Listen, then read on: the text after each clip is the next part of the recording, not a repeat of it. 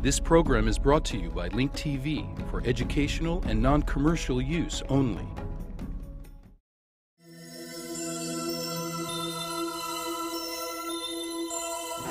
Mosaic, a daily news program from Link TV, presents a selection of news reports from independent and state-controlled broadcasters from throughout the Middle East.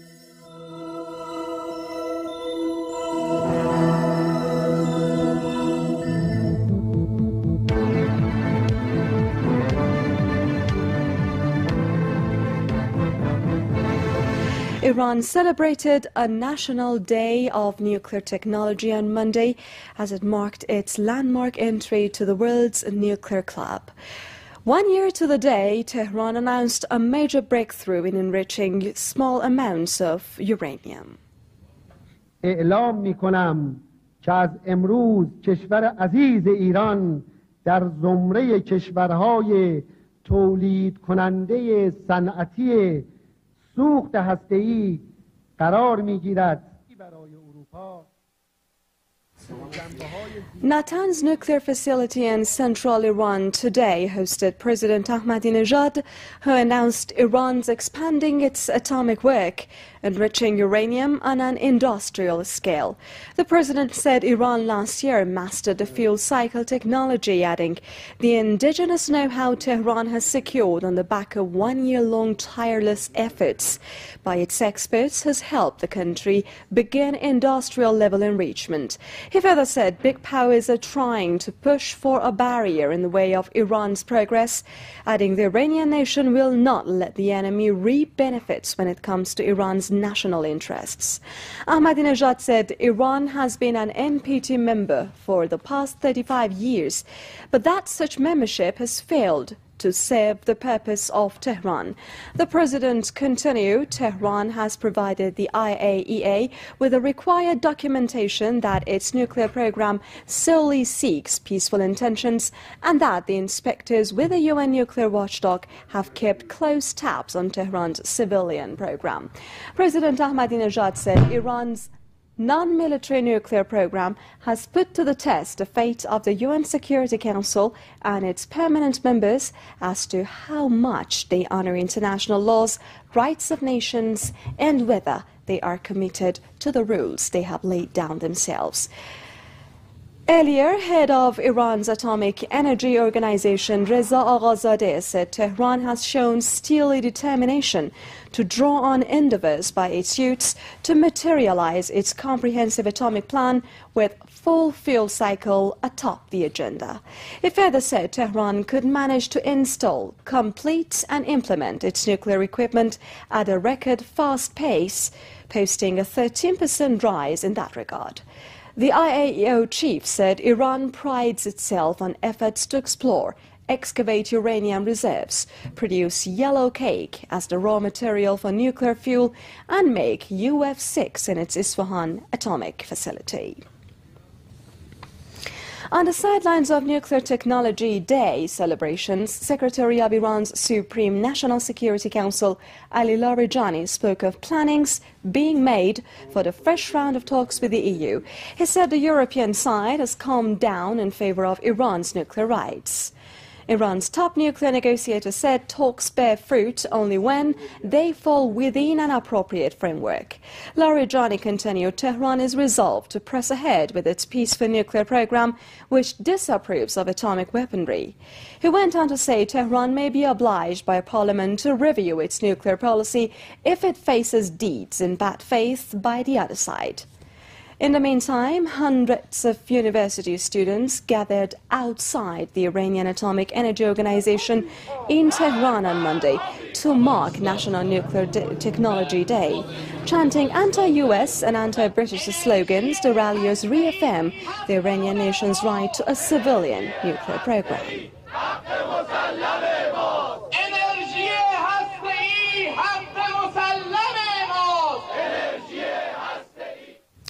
And let's have a look at some other events around Iran marking the National Day of Nuclear Technology.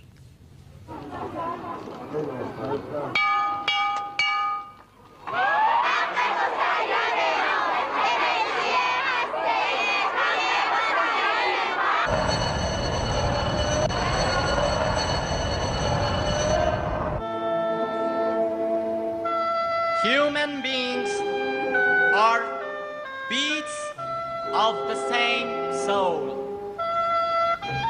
In creation, all come from one great whole.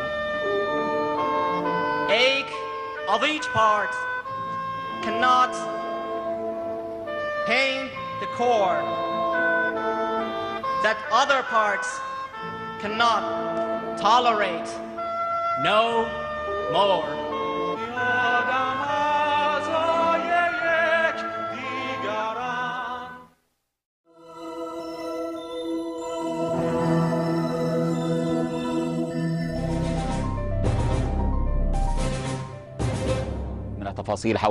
More details about the Iranian nuclear file in the following report. Iran receives a new promise from its president, Ahmedinejad. This is what he said himself last February.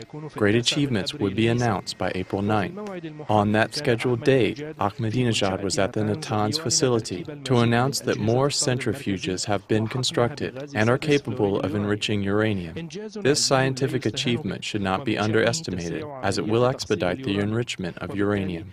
Thus, Iran will be able to produce the necessary fuel needed to produce energy or nuclear warheads. The West, especially the 5 major countries and Germany, have failed in blocking Iran's path, just as the 2 UN Security Council resolutions have not succeeded in convincing Iran to stop its course. Please raise their hand. The UN Security Council had passed 2 resolutions imposing sanctions on Tehran. The latest resolution gave Iran 2 months to suspend uranium enrichment. The Iranian leadership rejected this, and Ahmadinejad has reiterated this rejection once again. Despite all this, Tehran has kept in contact with the West, if only symbolically, communicating with the EU Foreign Policy Coordinator as well as with the International Atomic Energy Agency. The IAEA, the nuclear watchdog, believes that by refusing to let it set up monitoring cameras in the underground portions of the Natanz facility, Iran has increased the United States' fear that it is using uranium enrichment to produce nuclear weapons. While Tehran believes that these are unjustified fears, the United States has strengthened its presence in the Arab Gulf Sea. Most recently, the U.S. carried out what it described as the largest military maneuvers in several years. Many analysts fear that escalations on both sides of this crisis will be transformed into military confrontations right in the midst of the world's richest oil region. Meanwhile, the families of who Iran calls 5 diplomats are being held by the United States forces in Erbil in northern Iraq, met with a representative of the International Red Cross in Tehran. The families of the detainees called on the Red Cross to play an active role and assure them about their detained family members. They also requested video images of them. The Red Cross representative said that this is difficult to do. However, the international representative confirmed that his committee is prepared to relay letters from these families to the detainees. The Red Cross representative had met twice with the 5 detainees.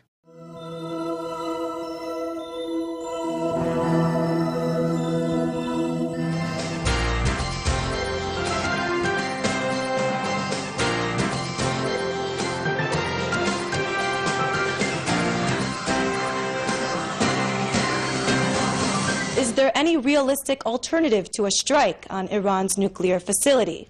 IBA's Leah Zinder asked former Mossad chief and former Director General of the Ministry of Foreign Affairs, David Kimchi, his thoughts on the continuing nuclear threat posed by Iran. Do you believe there's any realistic alternative to a military strike against Iran's nuclear facilities? Well, you know, it's a very difficult thing for us to evaluate that, us poor mortals who live here. They are worried by strong sanctions. There's no question of that. They are worried. The sanctions of today are not strong. They're not serious. They're not serious enough. But if they were more serious, if the world really did cooperate and stop all trade and traffic, etc., with Iran. Which it probably will not do because of economic interests of Russia and other countries. Yeah, although the Russians have shown surprising cooperation in the last couple of months. Surprising, very much so. there, I would say that if that were to happen, then I believe this could be in the place of a military attack. My only hope, and my own personal hope, is that the ever-increasing, I would say, effervescence in Iranian society, the young people who want to live freely without having the yoke of fundamentalist Islam on them, who want to listen to Western music if they want to, who want to go to parties, all this thing. There is a growing feeling in Iran that they want to change, and there are many, many people in Iran who would love to see a change of regime. The president of Iran is becoming increasingly unpopular and disliked in Iran. And there are increasing voices in Iran that say he is leading us into a situation of confrontation with the whole of the rest of the world. There is that as well going on in Iran. Iran is not just one solid mass of fundamentalism. It's much more than that. And don't forget, we were once very, very good friends of the Iranians, very good friends, a long time ago. So there, I still believe that eventually what will happen is there will be a change inside Iran. And I'm only hoping that the Americans and the Israelis and everybody else are doing everything they can to hasten that change, because that would really bring a good answer to your question about whether there's any alternative. Right. Well, while that is certainly devoutly to be wished, at this time it does not seem likely that that is going to happen anytime soon. If it does not happen anytime soon, I repeat my question: do you believe that a military strike is inevitable, and must and should Israel be involved? So I believe it's not inevitable. I believe we should not lead it by any means. I believe that a military strike could become counterproductive from 2 points of view. One, it's not going to be like it was in Iraq, where there was one target, where you go in, you smash that target, and that's that. The Iranian nuclear facilities are dispersed over dozens of different targets, many of them deep underground.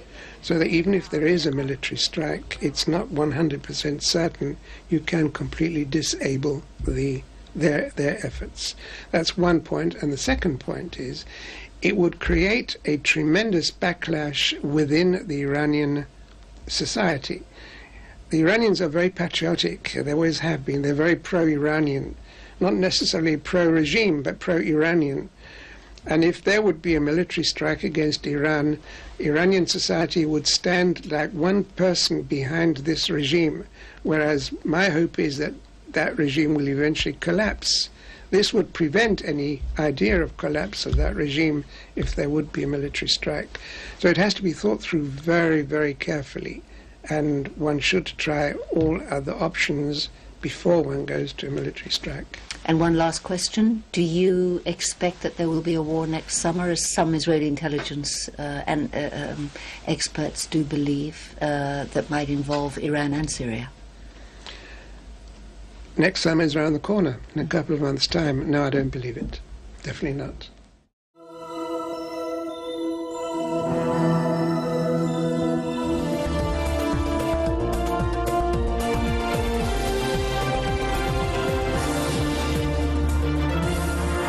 Iraq has bid farewell to yet another year of occupation, as Iraqis mark the 4th anniversary of the fall of their capital. Since the 2003 U.S.-led occupation in Iraq, the country's security situation has worsened. The country has witnessed a wave of violence that brought the security situation to what it is today. Iraq has become a country of death that is torn by sectarian violence. The past 4 years of occupation in Iraq has not moved from memory the tragic events that helped reshape the country's history. Some of these events included the infamous toppling of the former Iraqi president Saddam Hussein's statue in the Fardouz Square in the heart of the Iraqi capital. In 2003, the Americans marched into Baghdad through the Gate of Fardouz, or as it has become known to Iraqis, the Gate of Hell. يوم 9 أبريل المكتوب على جبين عاصمة الرشيد كان يفترض أن يكون يوما للاحتفال. April 9th was supposed to be a day to celebrate freedom in the Iraqi capital of Rashid. However, hundreds of thousands of supporters of Shia leader Muqtada Sadr took to the streets of Najaf to protest the US-led occupation in Iraq. In a massive demonstration that was described as the Million Man March, the protesters, who chanted anti-US slogans and burnt the American flag, called to end the occupation in Iraq.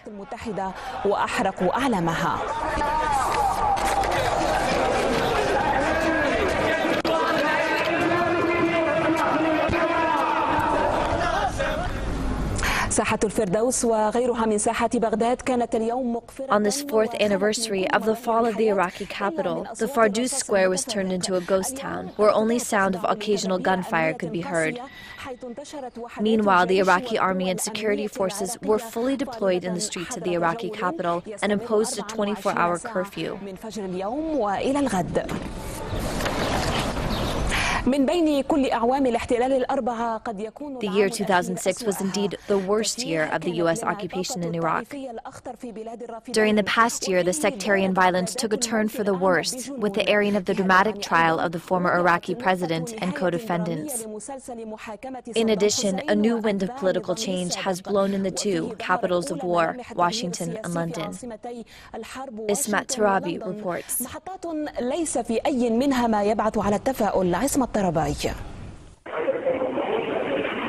مثقلا بالأصفاد سار في طريق مظلم. Shackled in chains, he was led in a dark hallway and into the gallows. Saddam Hussein was hanged at dawn on the first day of the Eid al-Adha holiday. A few days after Saddam was executed, his half-brother Barzan Takriti and Awad Bandar, the former head of Iraq's revolutionary court, were also hanged. The bodies of the three condemned were buried in the village of Auja in Tikrit, where the body of Taha Yassin Ramadan was also later buried. In addition, Abu Musa al-Zarqawi, who was on Washington's terror list, was killed in a U.S. airstrike. Contrary to public belief, the death of Zarqawi has not de-escalated the security situation or helped end the armed disobedience in Iraq. In fact, during the past year of the war in Iraq, sectarian violence has reached a critical stage. The country was held hostage by sectarian death squads, which did not only target Shia and Sunni leaders, but also targeted religious shrines. The result was an ethnic cleansing and a forceful migration among Iraq's Shiite and Sunni citizens alike. In an attempt to contain the sectarian violence, Iraqi religious leaders signed the Mecca National Reconciliation Agreement, which was never implemented. The deteriorating security situation in Iraq has echoed in Washington, where American voters turned away from George Bush and gave the vote of confidence to his Democrat opponents, who took control of the Congress. Following the U.S. midterm elections, there was a shakeup at the White House, and the former Defense Minister Donald Rumsfeld, one of the U.S. war hawks on Iraq, was the scapegoat. Amidst these developments in Iraq, the U.S. President George W. Bush announced a troop surge plan. While the U.S. wants to increase its troops in Iraq, Britain announced in 2006 that it would withdraw 1,600 of its combat troops and limit the duty of its remaining troops to provide assistance to the Iraqi security forces.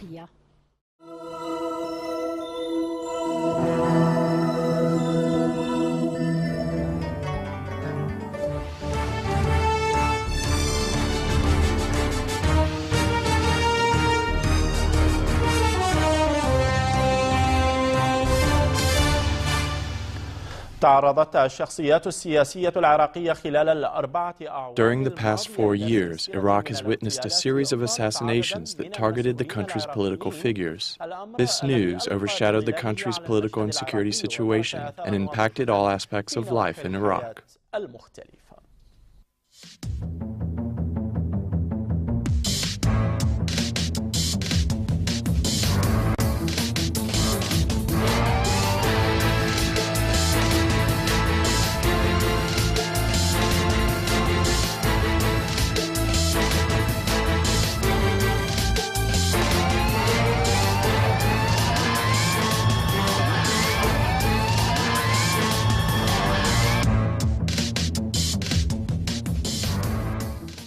The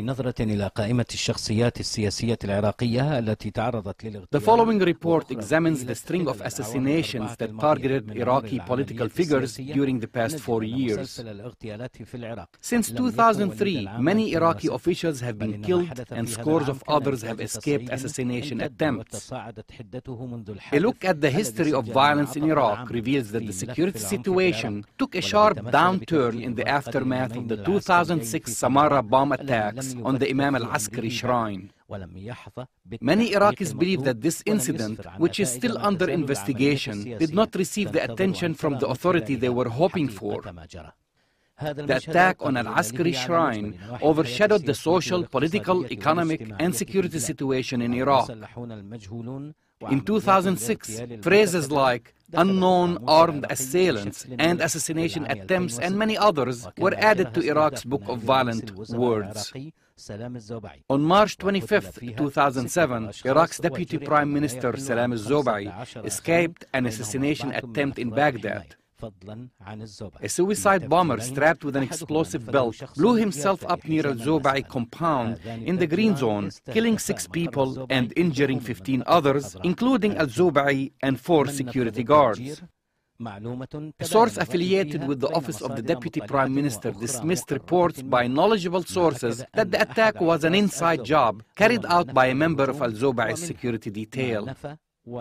On February 26, 2007, Iraq's Vice President, Abdel Abed Mahdi, narrowly escaped an assassination attempt as a blast ripped through a government meeting hall in Baghdad. Nearly 36 Iraqis were killed and wounded in this attack on the headquarters of Iraq's Ministry of Municipalities and Public Works compound. On November 20, 2006, Mahmoud Mshahidani, the head of the Iraqi parliament, escaped an assassination attempt as 2 bombs were detonated inside his car in the Green Zone area in central Baghdad. Also on November 28, 2006, unknown assailants carried out a mortar attack on the home of the Iraqi parliament member Iyad Jamal al-Din. This was the 4th attempt on Din's life in the past 4 years. Iraq's armed groups did not only target Iraqi political figures, but they also targeted the relatives of many officials. In 2006, 3 brothers of Iraqi Vice President Tariq Hashemi were assassinated in 3 separate incidents. Moreover, on February 8, 2006, Sami Mudaffar, Iraq's Minister of Higher Education, escaped an assassination attempt as a roadside bomb targeting his convoy exploded in central Baghdad. In addition, Iyad Allawi, Iraq's Prime Minister and the head of the Iraqi national slate, escaped 9 assassination attempts during the past 4 years. On April 20, 2005, and while Allawi was on his way home in Baghdad, a suicide car bomber blew himself up in the middle of Allawi's convoy. Furthermore, on July 17, 2004, Malik Duhan Hassan, Iraq's Minister of Justice, escaped an assassination attempt after his car was ambushed in Baghdad. Hassan's nephew and 2 of his security guards were wounded in the attack. On May 28, 2004, Salama Khafaji, a member of Iraq's government council, escaped an attempt on her life in Baghdad. Also, on March 28, 2004, Nisreen Birawi, Iraq's Minister of Municipalities and Public Works, escaped an assassination attempt in Mosul. 3 of Birawi's security guards were killed and 4 Iraqi civilians were wounded in the attack. On the 4th anniversary of the war on Iraq, Iraqis expressed disappointment in their government for failing to save them from the cycle of violence, which has consumed dozens of Iraqi civilians and military personnel on a daily basis. Amidst violence and chaos on one side and incompetence of the Iraqi government on the other side, many Iraqis fear that their country is rapidly drifting away into the unknown. It has been 4 years since the war started in Iraq, and Iraqis are more pessimistic than ever, especially considering that the facts on the ground and the future Iraq hopes for are indeed going in 2 opposite directions. يسيران باتجاه متعاكس.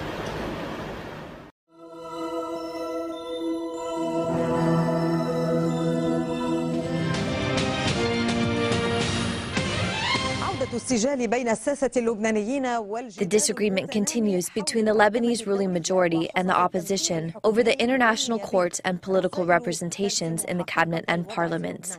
This reflects the reality on the ground in Lebanon. So far, there is no response to the proposal that was made by Parliament Speaker Nabi Berri. He had suggested that the ruling majority and the opposition go to Riyadh to negotiate and find solutions to the crisis. However, some believe that this proposal is premature because the contesting parties need first to reach an initial agreement on possible solutions. Many political observers believe that this is not the case at all.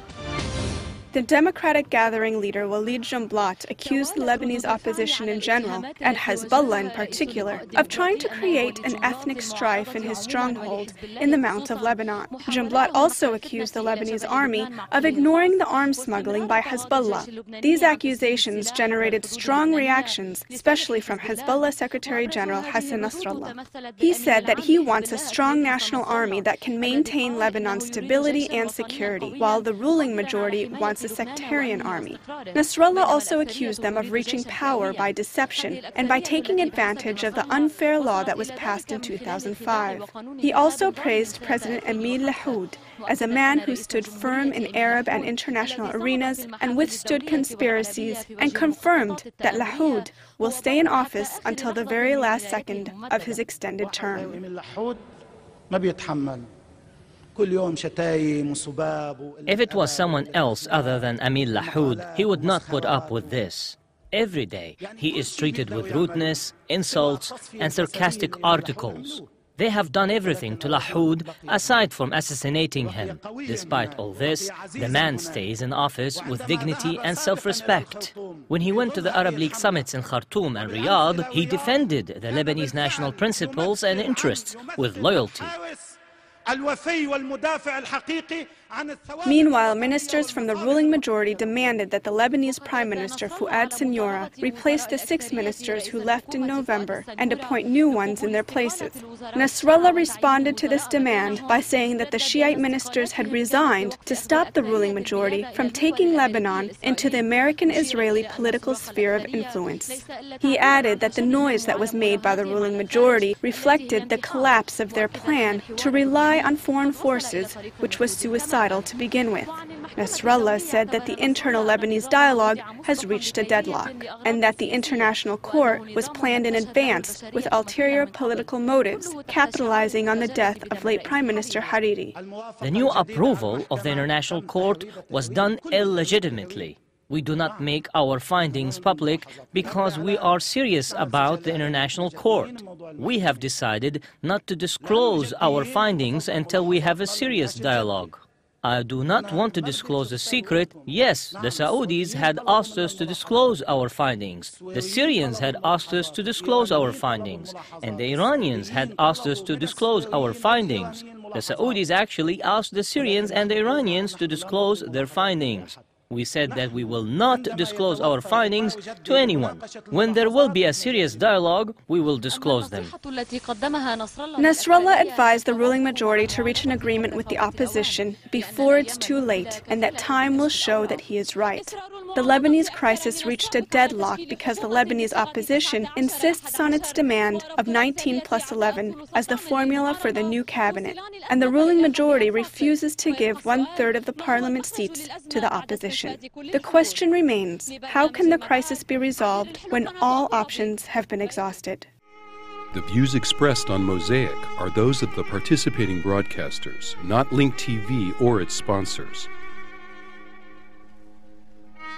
Please visit linktv.org/Mosaic for more information about these broadcasters, or to view previous Mosaic programs, obtain program transcripts, or receive the weekly Mosaic Intelligence Report. Mosaic is made possible by a grant from the William and Flora Hewlett Foundation. Additional support is provided by the Firedoll Foundation, the Otto Haas Charitable Trust, and by committed Link TV viewers like you. If you value this program, please send your tax-deductible contribution to Link TV, either through the website or the mailing address listed on your screen.